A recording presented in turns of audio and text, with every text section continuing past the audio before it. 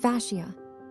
For decades, it was overlooked, dismissed as a kind of passive wrapping around our muscles. But today, fascia is being called one of the most important and mysterious tissues in the human body. It's not just structure. It's sensation. It's communication. It's memory. And if we want to understand trauma, regulation, movement, or somatic healing, we need to understand fascia. 1. What is fascia? Fascia is a connective tissue network made primarily of collagen, elastin, and extracellular matrix.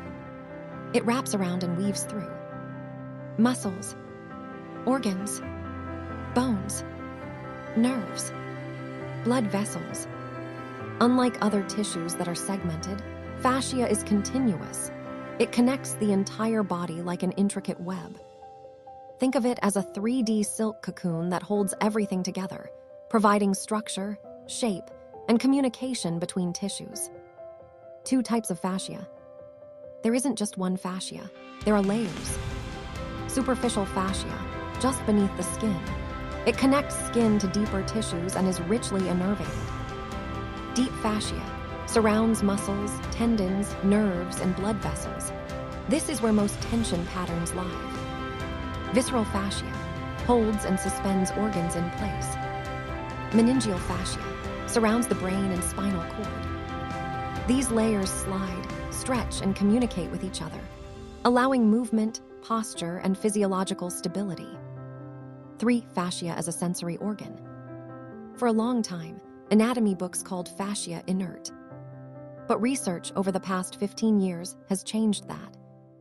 According to studies by Robert Schleip and colleagues at Ulm University in Germany, fascia contains more sensory nerve endings than muscles. It's loaded with mechanoreceptors and interoceptors, which means it can sense movement and pressure, communicate with the nervous system, influence emotional and autonomic states. This is why fascial work, including tremors in TRE, can create emotional and physiological shifts, not just physical ones. Reference, Schleip et al., Fascia is richly innervated. J. Bodywork and Movement Therapies, 2006. 4. Fascia and stress. When we experience stress or trauma, the body activates fight, flight, or freeze. This triggers not only muscular tension, but fascial stiffening. Adrenaline and other stress hormones increase the contractile behavior of myofibroblasts, specialized cells in fascia that can tighten and stiffen the tissue over time. This leads to reduced elasticity and mobility, postural patterns of protection, chronic pain or fatigue, restricted breathing. Even if the stressor is gone, fascia can hold these patterns for months or years. Reference, Schleip R., Klingler W., Lehmanhorn F., 2005. Active fascial contractility. 5. Fascia as a storage medium. Fascia is sometimes called the organ of memory for the body.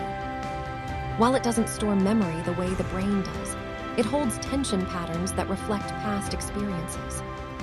A child who grows up afraid might hold chronic contraction in the diaphragm and shoulders. An athlete with repeated injuries may develop fascial adhesions around joints. A trauma survivor may unconsciously brace their entire core long after the threat is gone. This isn't psychological weakness. It's the intelligence of the tissue trying to keep us safe. 6. Fascia and the nervous system. Fascia and the autonomic nervous system are in constant conversation. Interoceptive signals from fascia travel to the brainstem and insular cortex, influencing how safe or unsafe we feel in our bodies. When fascia is stiff and dehydrated, it sends danger signals, keeping the system in low-level survival. When fascia softens and slides, it signals safety and regulation. This is why fascial release, through tremors, gentle movement, or manual therapy, can create profound shifts in emotional state. Reference, Craig A.D., How Do You Feel? Interoception, the sense of the physiological condition of the body. Nat Rev Neurosky, 2002. 7. How fascia changes. Fascia is highly adaptable. It can dehydrate and stiffen with immobility or stress, rehydrate and regain elasticity through gentle, slow movement, remodel over time with repeated stimuli. Myofibroblasts, contractile cells in fascia, respond to both mechanical and emotional stress. Regular movement, tremoring, and deep breathing help downregulate their activity, restoring flexibility. 8. Fascia and trauma release. In TRE, tremors start in the muscles but spread into fascial networks. At first, movements may be sharp and rhythmic. Over time, they often become slower, wave-like, and unpredictable hallmarks of fascial unwinding. As fascial adhesions soften and old holding patterns melt, the nervous system receives new signals. Safe, home, relax. This is why people often report feeling taller, lighter, or more emotionally free after sessions. 9. Other ways fascia can be influenced. While TRE is one powerful method, fascia responds to many stimuli. Gentle stretching and myofascial release. Breathwork and diaphragmatic breathing. Yin yoga or restorative practices. Hydration and movement variability. Somatic therapies. But what makes tremoring special is its involuntary nature. It bypasses conscious control and taps directly into the body's self-regulating intelligence. 10. Fascia and the mind-body connection. Because fascia links structure, sensation, and the nervous system, it's a key piece of the mind-body puzzle. When fascia is stiff, our perception of self can become rigid. When fascia moves freely, we feel more open, grounded, and alive. Many trauma experts, including Peter Levine and Bessel van der Kolk, emphasize that healing is not just in the mind. It's in the body's ability to feel and move again. 11. Fascia as a field of research. Fascia science is still young, but rapidly growing. The Fascia Research Congress, first held in 2007, has become a major interdisciplinary event for researchers, manual therapists, and movement specialists. New imaging technologies, such as elastography and diffusion tensor imaging, allow scientists to study fascia in vivo, showing how it moves, contracts, and communicates. The result: fascia is no longer a background tissue. It's a central player in biomechanics, pain science, and trauma recovery. 12. Final reflections.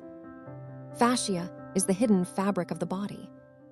It holds us together, senses our environment, and whispers constantly to the nervous system.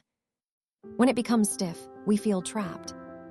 When it flows, we feel free. Understanding fascia is not just about anatomy. It's about understanding how our life experiences shape our tissues, and how, with the right tools, we can reshape them again. Take a slow breath in, and exhale softly. This breath, this movement, this awareness is already a conversation with your fascia. A quiet reminder that your body is alive, intelligent, and capable of change.